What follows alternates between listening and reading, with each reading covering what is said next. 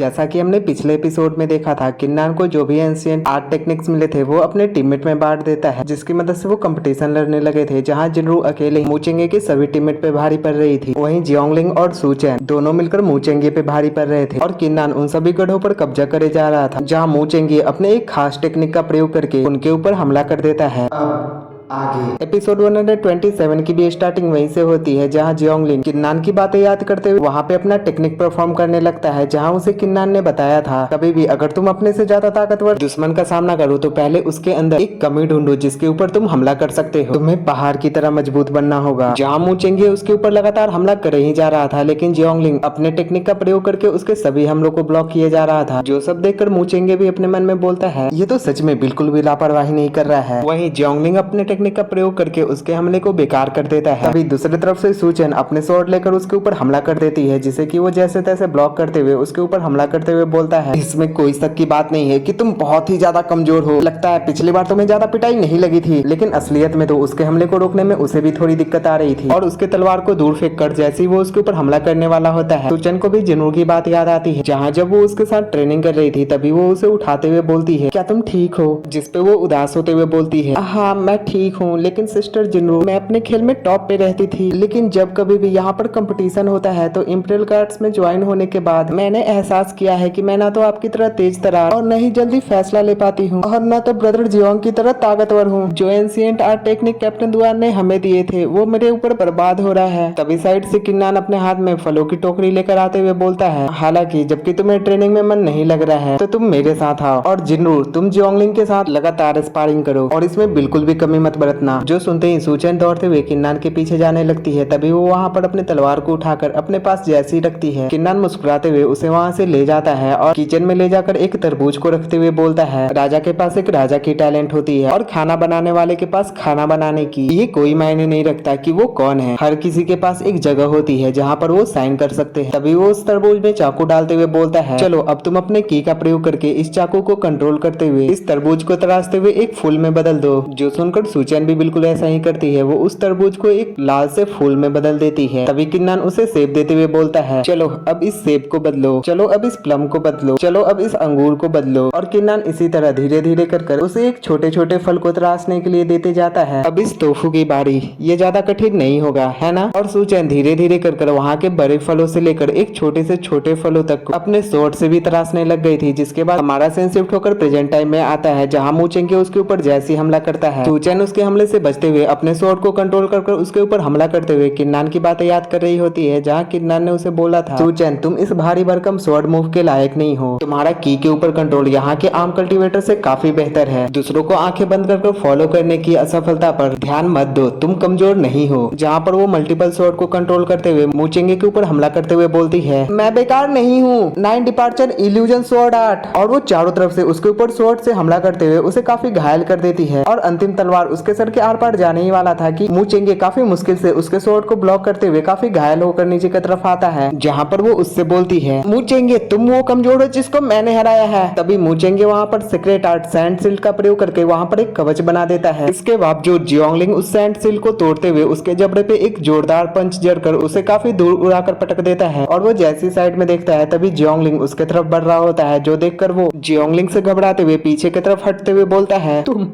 ऐसा नहीं हो सकता, मेरे पास मत आओ। और वो इस तरह डरने के बावजूद उसका मजाक उड़ाते हुए बोलता है आम से युक्ता वाले कचरे कहीं के, रुक जाओ वहीं रुक जाओ। जिसपे जियोंगलिंग फिर से उसके ऊपर एक पंच जड़ने ही वाला था कि मूचेंगे के ये देख के ही फट जाती है और वो उसे डर के कांपते हुए बोलता है नहीं फिर से मेरे चेहरे पे नहीं, मैं हार मानता हूँ। और वो उन दोनों से थर थर कांपने लगता है, जो देख कर इवन की वो दोनों भी चौंक जाते हैं। उसके बाद हमारा सीन शिफ्ट होकर किन्नान के ऊपर जाता है, जो कि वहाँ पर एक और गढ़ पे अपना कब्जा कर लिया था। और वो साइड में देखने के बाद जैसे ही वहाँ से जाता है, हमें वहाँ पर मूचेंगे के एक टीममेट को दिखाया जाता है, जो वहाँ पर उसके जाने के बाद बोल रहा होता है आखिर इस तरह क्या ही देख रहा था, तुम बस उस समय का इंतजार करो जब तुम मूचेंगे के हथे चढ़ोगे, तब जाकर जो लात तुमने मुझे मारी थी मैं उसका 100 गुना करके तुम्हें लौटाऊंगा। और बेचारे को कौन ही बताएगी मूचेंगे किसी और के हथे चढ़ गया है। जहाँ किन्नान के जाने के बाद वो उस प्लेटफॉर्म के ऊपर जाकर उस गढ़ के ऊपर अपना कब्जा जैसी करने की कोशिश करता है, वहाँ पर अनाउंस होता है मूचेंगे के 3 साथियों ने हार मान लिया है। इसके साथ ही दुआन किंग की टीम ने समय से पहले ही सभी गढ़ों पे अपना कब्जा कर लिया है, वे सभी जीत चुके हैं। सुनकर तो बेचारे के पैरों तले जमीन खिसक जाती है और वो वहाँ पर बोलता है इतनी जल्दी वे लोग पहले ही हार चुके हैं। उसके बाद हमारा सीन शिफ्ट होकर सुबह के टाइम फिनिक्स कैंप के ऊपर जाता है, जहाँ पर ओल्ड वांग किन्नान को लेकर एक हॉल के अंदर आकर ग्रीट करते हुए बोलते हैं जनरल, मैं उस विजेता टीम के स्क्वाड लीडर को लेकर यहाँ पर आ चुका हूँ। और तब हमें जाकर जनरल को दिखाया जाता है जो कि एक लेडी होती है, और यार क्या ही लेडी है। खैर फिर से एपिसोड के ऊपर आते हैं, जहाँ वो ओल्ड वांग से बोलती है आपकी इस परेशानी के लिए शुक्रिया एल्डर वांग। जहाँ तो ओल्ड वांग उन्हें ग्रीट किए हुए होते लेकिन किन्नान उन्हें तारे ही जा रहा था। जिसके बाद से वो वहाँ पर चले जाते हैं। तब किन्नान उन्हें ग्रीट करते हुए बोलता है squad leader Duan Qing Phoenix camp के जनरल झेन्नान को ग्रीट करता है। वहीं जनरल किन्नान के बैच को गौर से देखने के बाद स्माइल करते हुए बोलती है यहाँ पर बाहरी कोई भी नहीं है तो यहाँ पर फॉर्मल होने की कोई जरूरत नहीं, मेरा नाम झाओ भी हुआ है, तुम मुझे आंटी झाओ बुला सकते हो। जिसपे किन्नान उनसे बोलता है दुआन किंग ऐसा जरूरत नहीं कर सकता है। जिसपे वो बोलती है दुआन किंग या फिर किन्नान। जो सुनते ही किन्नान के भी होश उड़ जाते हैं, लेकिन वो किन्नान के पास आते हुए बोलती है घबराने की कोई जरूरत नहीं है, मिस्टर किनलोंग मेरे भी भाई और फादर के समान थे, एक मेंटर और दोस्त की तरह उन्होंने मुझे एक बार बताया था कि एक दिन तुम मेरे पास दुआन किंग अपने कमर में लटका कर आओगे। और जब आज मैं तुम्हारे कमर को देखती हूँ तो इसका मतलब ये भी है कि अब वो हमारे बीच नहीं रहे। और जिन लोगों को किनलोंग याद नहीं आ रहे तो किनलोंग अजूरे ड्रैगन लॉर्ड का ही नाम है। जो सुनकर किन्नान भी शांत होते हुए उदास हो जाता है। उसके बाद सीन शिफ्ट होकर प्रिंसेस के ऊपर जाता है, जहाँ सेवेंथ प्रिंस दौड़ के आते हुए बोलते हैं सिस्टर सिस्टर योर हाइनेस, मेरे पास खबर है, वो जीत चुका है, वो निर्णायक रूप से जीत चुका है।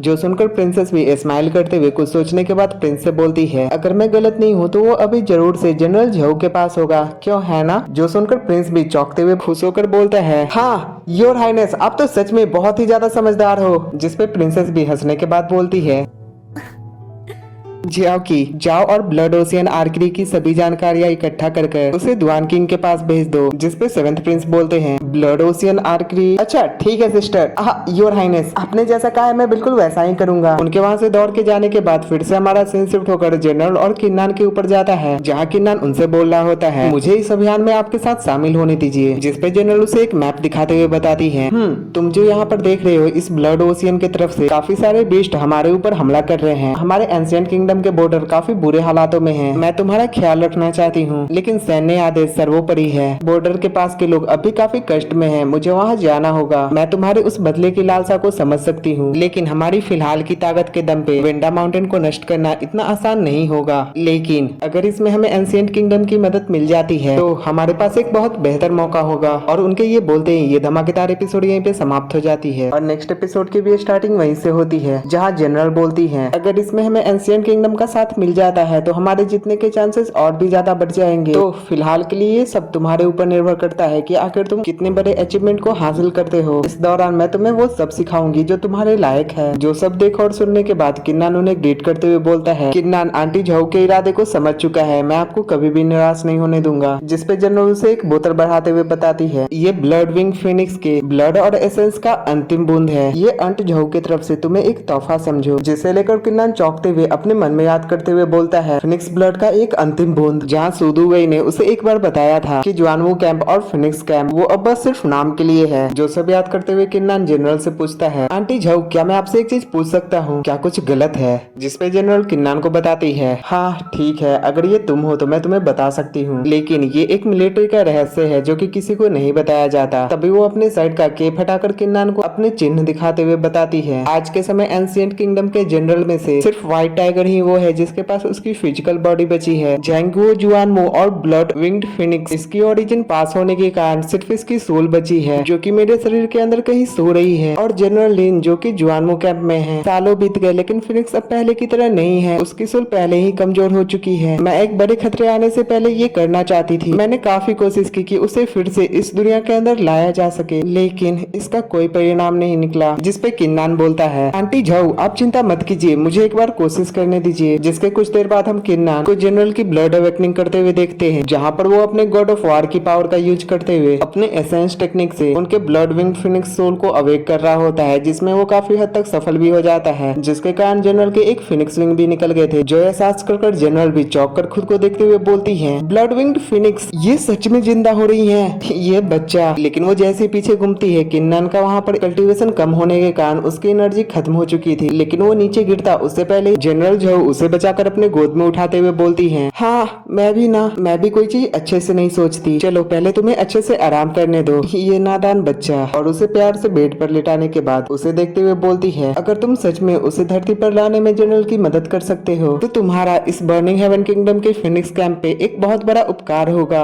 उसके बाद हमारा सेंस शिफ्ट होकर काफी टाइम बाद वेंडा माउंटेन के ऊपर जाता है, जहाँ तो वेंडा एंसेस्टर गुस्से में वहाँ पर सामान पटकते हुए उन तीनों से बोलता है, पूरे 3 महीने बीत चुके हैं, यहाँ तक कि हम चारों मेजर फोर्सेस के अलायंस बनाने के बावजूद हम उस एक छोटे से बच्चे किन्नान का पता नहीं लगा पाए। ढूंढो उसे, हर जगह ढूंढो, यहाँ तक कि जो रिवार्ड मैंने रखे थे उसे 10 गुना कर दो। जो सुनकर वो तीनों चौंकते हुए बोलते हैं, क्या 10 गुना? जिसपे वेंडा एंसेस्टर बोलते हैं, हाँ 10 गुना। मैं विश्वास नहीं कर पा रहा हूँ कि इतना उस छोटे से कमीने को पकड़ने के लिए काफी नहीं है। उसके बाद फिर से काफी समय बाद हमारा सेंस शिफ्ट होकर ज्वानलिंग सेक्टर पर आता है, जैसा कि वहाँ की सेक्ट लीडर सिस्टर जाओ बन चुकी थी और वो वहाँ के काम संभालने के बाद जैसी थोड़ा सा रुकती है, वहाँ पर जियाओलिंग आते हुए बोलता है, बहन तो तुम्हारे काम हो चुके हैं, ये पोटली देखो, इसे किसने भेजा है, इसके ऊपर गुमनाम पासवर्ड लगे हैं, जल्दी खोलो इसे देखो, क्या इसे ब्रदर नान ने भेजा है। और सिस्टर जाओ उसके ऊपर के फॉर्मेशन को जैसी हटाती है, उस पोटली में से ढेर सारे ढेर सारे पूरे के पूरे युवांशी स्टोन निकलते हैं। और जैसा कि अगर आप लोगों को याद हो तो लोअर रियल में एक युवांशी स्टोन के एक छोटे छोटे टुकड़े काफी कीमती होते थे, लेकिन यहाँ पर किन्नान ने ढेर सारे पूरे के पूरे बड़े बड़े युवांशी स्टोन ला दिए होते हैं, जहाँ जियोंगलिंग उतने सारे युवांशी स्टोन को देखते हुए खुश होकर बोलता है, वो इतने सारे युवांशी, मैंने इतने सारे प्राइमल स्टोन तो अपने सपने में भी नहीं देखे थे, वो भी पूरे के पूरे। लेकिन दूसरी तरफ सिस्टर जाओ मुस्कुराते हुए किन्नान के खत पढ़ रही होती है, जिसमें किन्नान ने लिखा था, सीनियर सिस्टर, लोअर डोमेन से आने के बाद मैंने आपके एक शब्द भी नहीं सुने, ये सब एक पल में बीत गया, मुझे आपसे दूर रहने का दुख है, मैं यहाँ से बस उस ब्राइट मून को देखकर आपको बस याद कर सकता हूँ और अपने यादों के साथ आपके पास कुछ भेज रहा हूँ। आज मैं आसमानों के ऊपर रहते हुए अच्छे काम करते हुए खुद के शरीर को और भी ताकतवर बना रहा हूँ और मैंने काफी सारे मिलिट्री अचीवमेंट भी हासिल किए हैं। जहाँ तो किन्नान प्रैक्टिस करते हुए लॉन्गू के गलत जगह डंडे मारकर वहाँ से डर कर भाग जाता है। साथ ही वो बता रहा होता है, यहाँ सब ठीक है, यहाँ सब काफी मेहनत कर रहे हैं, यहाँ अपर डोमेन की स्पिरिचुअल एनर्जी काफी ज्यादा स्ट्रांग है, यहाँ पर ओकेजनली कुछ न कुछ तो मिल ही जाता है। जहाँ मैं वहाँ पर अपने वाइन की तैयारी कर रही होती है, वैसे तो यहाँ पर काफी सारी मुश्किलें हैं। वैसे तो लॉन्गू ने अपने शरीर को थोड़ा सा चोट पहुँचा लिया है और लॉन्गू ने नहीं बल्कि किन्नान ने पहुँचाया है, तो ठीक है आप अपना अच्छे से ख्याल रखना। जिसे मुस्कुराकर पढ़ने के बाद वो जैसी साइड में देखती है, वहाँ पर जियाओलिंग के साथ काओइंग, जुअर, चुयुन वे सभी तरबूज खाते हुए उन्हें ही देख रहे होते हैं। जहाँ जियाओलिंग उन्हें छेड़ते हुए बोलता है, दीदी आपकी मुस्कुराहट बहुत ही प्यारी है, जिसपे वो भी शर्माने के बाद मुस्कुराते हुए बोलती है, किन्नान ने मुझे तुम सभी से हेलो बोलने को कहा है। तभी अचानक से वो गुस्सा कर बोलती है, वैसे क्या तुम सभी ने आज का अपना पूरा काम कर लिया है?